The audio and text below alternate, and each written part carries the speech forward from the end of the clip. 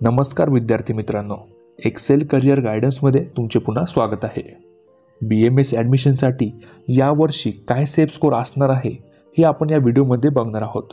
थोडक्यात यावर्षी किती कमीत कमी मार्क असताना देखील आपल्याला कॉलेजमध्ये सीट मिळू शकतं हे आपण बघणार आहोत। तर या व्हिडिओत आम्ही कॅटेगरी वाईज कट ऑफ सांगण्याचा प्रयत्न केला आहे, ज्याचा फायदा तुम्हाला येत्या काउन्सिलिंगमध्ये नक्कीच होणार आहे।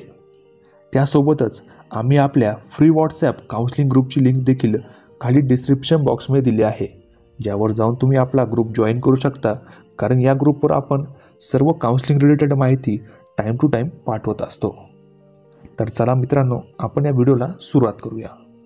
सगळ्यात अगोदर जर आपण कॅटेगरी वाईज विचार केला तर यामध्ये SC कॅटेगरीचा कॅन्डिडेट असेल आणि जर तुमचा स्कोर हा 245 एवढा येत असेल तर नक्कीच तुम्ही एका सेफ झोनमध्ये असणार आहे। पुढे आपण जर ST कॅन्डिडेटचा विचार केला आणि तुमचा स्कोर यावर्षीच्या नीट 2025मध्ये 180 ते 200 मार्कापर्यंत येत असेल तर नक्कीच तुम्ही BMS ॲडमिशनचा विचार महाराष्ट्रामध्ये करू शकता। त्यासोबतच आपण जर VJ कॅटेगरीचा विचार केला तर यामध्ये तुमचा स्कोर हा 250 ते 255 पर्यंत येत असेल तर नक्कीच आपण ॲडमिशनचा विचार इथं तुम्ही केला पाहिजे। पुढे जर आपण NT1, NT2, NT3 कॅटेगरीचा विचार केला तर यामध्ये जर तुमचा स्कोर यावर्षी 245, 250 आणि 255 एवढा येत असेल तर नक्कीच तुम्हाला यावर्षी BMS कॉलेज मिळू शकतं। पुढे जर आपण SCBC कॅटेगरीचा विचार केला आणि जर तुमचा स्कोर 245 पर्यंत येत असेल तर नक्कीच तुम्ही एका सेफ झोनमध्ये असणार आहे। OBC कॅटेगरीचा कट ऑफ हा जवळपास 250 पर्यंत राहू शकतो। त्यासोबतच ओपन कॅटेगरीचा जर आपण विचार केला तर एक 250 ते 255 पर्यंत जर तुमचे मार्क्स असतील तर नक्कीच तुम्ही यावर्षी BMS कॉलेज एक्सपेक्ट करू शकता।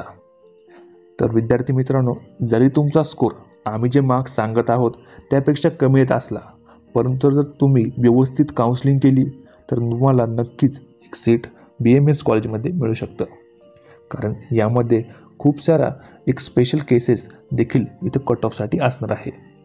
ज्यामध्ये सर्वात अगोदर जर आपण विचार केला तर यामध्ये स्ट्रे राऊंड्सपर्यंत जर तुमची थांबायची तयारी असेल तर महाराष्ट्रामध्ये दरवर्षी नवीन कॉलेजेस हे ॲड होत असतात। त्यासोबतच जर तुम्ही महाराष्ट्रातील स्टेट कोटा त्यासोबत ऑल इंडिया कोटा या थ्रू जर तुम्ही व्यवस्थित काउन्सिलिंगचं ॲनालिसिस करून कट ऑफचं ॲनालिसिस करून जर तुम्ही पार्टिसिपेट केलं, नक्कीच तुम्हाला आम्ही जे सांगत आहोत कट ऑफ यापेक्षाही कमी मार्कावर देखील कॉलेजेसमध्ये अलॉटमेंट होऊ शकतं। फक्त आपल्याला जी प्रोसेस आहे ते नीट समजून घेणं हे खूप गरजेचं आहे। जर तुम्हाला आमची पेड काउन्सिलिंग जॉईन करायची असेल तर आम्हाला 920 910 1770 या नंबरवर तुम्ही कॉन्टॅक्ट करू शकता व त्यानंतर तुमची सर्व काउन्सिलिंगची प्रोसेस आमचे टीम मेंबर्स करून देतील। रजिस्ट्रेशन त्यासोबत तुमची काउन्सिलिंग, ज्यामध्ये तुमचं डॉक्युमेंट व्हेरिफिकेशन आलं, त्यामध्ये तुमचं रजिस्ट्रेशन असेल, त्यात तुमचे चॉईस फिलिंग, हे सगळं प्रोसेस जे असेल आपले टीम मेंबर्स तुमची व्यवस्थितपणे करून देतील। त्यासोबत तुम्हाला जे प्रॉपरली जे कॉलेजेसचे डिटेल्स असतील, कट ऑफचे डिटेल्स असतील, कॉलेजच्या फीज, हे संपूर्णपणे तुम्हाला याचा जो डेटा आहे तो प्रोव्हाइड केला जातो।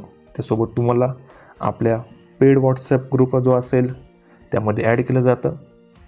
नक्कीच तुम्हाला एका काउन्सिलिंग या वर्षीच्या तुम्हाला खूप फायदा इथे होणार आहे, ज्यामध्ये आपण दरवर्षी जरी विद्यार्थ्यांना कमी मार्क्स असले परंतु जर आपण व्यवस्थित काउन्सिलिंग केली, पूर्ण डेटा ॲनालिसिस करून जर आपण काउन्सिलिंग केली तर नक्कीच तुमचा इथे फायदा हा 100% होणार आहे। आपल्या पेड काउन्सिलिंगची फीज महाराष्ट्राच्या स्टेट कोट्यासाठी 4000 रुपये आहे। जर तुम्ही Maharashtra state quota plus all India quota जर घेतलं तर याची फीज टोटल 6000 रुपये असणार आहे।